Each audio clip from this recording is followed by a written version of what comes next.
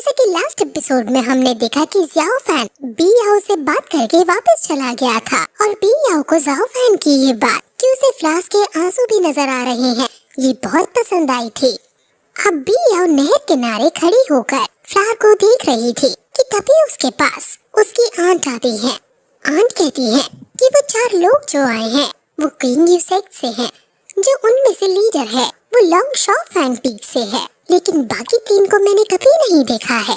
B याओ कहती है कि उनमें से एक को मैं जानती हूँ, उसका नाम ज़ाओ फैन है। अब आंट उसके हाथ में जब फ्लावर देखती है तो कहती है कि ये तो मेरे मैजिक वेपन की तरह है। मुझे ये लिटिल फ्लावर अच्छे से याद है कि माउंटेन के ऊपर ये फ्लावर बिछा हुआ है जब से तुम्हारी मॉम की डेथ हुई है।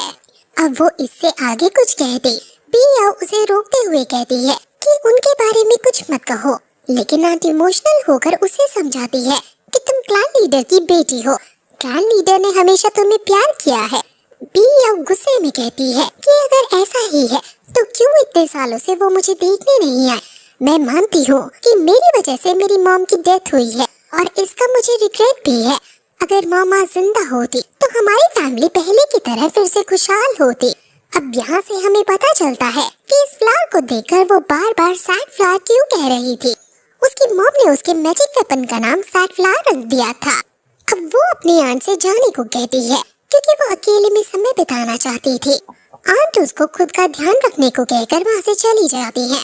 वहीं दूसरी तरफ ये 4 लोग उड़ते हुए कहीं जा रहे हैं और ईस्ट में जो उन्हें माउंटेन दिख रहा है वो माउंटेन कॉन्सैंग है। यहाँ से वो 3000 माइल्स दूर है। वो पूरा रेड से भरा हुआ माउंटेन है जहाँ कई सारे डेमन स्पिरिट है। 800 साल पहले वो डेमन्स के मिलने की जगह हुआ करती थी, लेकिन अब यहाँ क्या है वो बहुत रहस्यमयी है और ये वही जा रहे हैं। ये लोग 10 दिनों से उड़ते जा रहे हैं और अब ये पहुँचने ही वाले हैं। वहाँ इन्हें इंसेंस वैली और तियानी टेम्पल के लोग भी मिलेंगे। अब थोड़ी देर में वो फाइनली कॉन्गसैंग माउंटेन पहुँच ही जाते हैं। अब वो जैसे ही उतरते हैं बहुत सारे चमगादड़ उन पर हमला कर देते हैं। ये कॉन्गसैंग माउंटेन बैट है जिनको ह्यूमन ब्लड काफी पसंद होता है और फिर तभी उन्हें 1000 बैट की ईद दिखती है। ये बैट्स बहुत सारे थे इसलिए इन्हें लड़ने में काफी दिक्कत हो रही है, लेकिन तभी उन्हें एक आवाज सुनाई देती है कि ये बैट्स लाइट से डरते हैं। वो तुरंत फिर चमकने वाली शील्ड क्रिएट करते हैं जिससे बैट्स वहाँ से डरकर भाग जाते हैं। और फिर वहाँ तभी त्यानी टेम्पल और इंसेंस वैली के कई सारे 3 मॉन्क और 2 वॉरियर आते हैं। ये दोनों आपस में एक दूसरे को ग्रीट करते हैं और अब ये केव के अंदर जाने का डिसाइड करते हैं। असल में ये जगह डेमन से भरी हुई है और वो बैट्स तो केवल एक प्रकार के डेमन्स ही थे। यहाँ इनका सामना कई सारे डेमन से होगा और इनका काम डेमन्स को मारना ही है। मॉन्क सभी को केयरफुल रहने को कहते हैं क्योंकि आसपास एकदम से काफी सन्नाटा आ गया है। एक मॉन्क ज़ाओ फैन से कहता है कि आगे खतरा है, इसलिए तुम चाहो तो हमारे पीछे चल सकते हो। ज़ाओ फैन ये देखकर हैरान हो जाता है और मॉन्क से पूछता है कि क्या आप मुझे जानते हो। मॉन्क कहता है कि तुमने टूर्नामेंट जीतकर अपना नाम 7 मेरिडियंस में बना लिया है। ये सुनकर ज़ाओ फैन शर्मा जाता है और वो लोग आगे बढ़ते हैं और वो गुफा की गहराइयों में पहुंच जाते हैं। ज़ाओ फैन कहता है कि जब वो छोटा था तब उसने ऐसी केव्स देखी थी।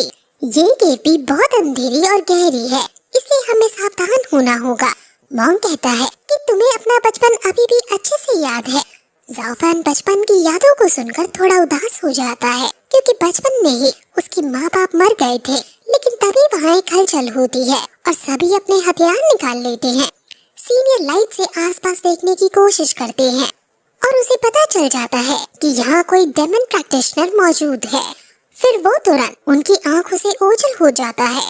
मॉन्क अलग अलग ना होने को कहता है क्योंकि अगर सब अकेले हो गए तो वो हमें मार सकता है।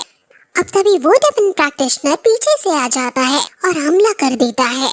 ज़ाओ फैन अपनी मैजिकल वेपन को निकालकर खड़ा हो जाता है, लेकिन हर जगह धुआं होने की वजह से वो कुछ नहीं देख पा रहा होता। लेकिन तभी अचानक डेमन प्रैक्टिशनर ज़ाओ फैन के आगे आ जाता है। ज़ाओ फैन अपने वेपन का यूज करके उसे बचाने की कोशिश करता है और उनमें फाइट होने लगती है।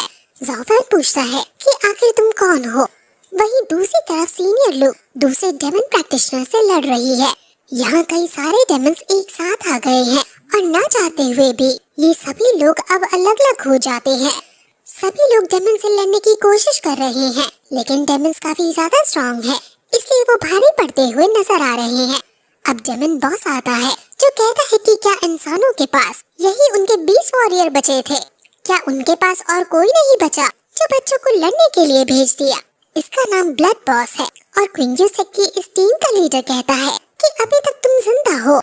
ब्लड बॉस कहता है कि मेरे जिंदा होने की खबर बाहर तक नहीं जाएगी क्योंकि मैं तुम्हें यही मार दूंगा। अब ये कहकर वो तुरंत इन पर हमला कर देता है। ये डेमन्स इनको पीट रहे होते हैं क्योंकि ये काफी शक्तिशाली हैं और इसी बीच एक डेमन ज़ाओ फैन को पीछे से पकड़ लेता है और उसका खून चूसने के लिए तैयार हो जाता है। वो ज़ाओ फैन की गर्दन पर हमला करके उसका खून चूसने लगता है और ज़ाओ फैन खुद को छुड़ाने की काफी कोशिश करता है, लेकिन हर एक कोशिश नाकाम हो जाती है। इसलिए जब वो बेहोश होने ही वाला होता है कि तभी वो अपने मैजिकल वेपन को बुलाता है और उसको डेमन की छाती में दे मारता है। ये मैजिक वेपन उसको लगते ही उसके अंदर विस्फोट होने लगता है और उसकी बॉडी सुन पड़ जाती है। इस डेमन का नाम लाओ सान है और ब्लड बॉस ये देखकर कि लाओ सान कुछ मूवमेंट नहीं कर पा रहा है हैरान हो जाता है और फिर यही ये एपिसोड खत्म हो जाता है।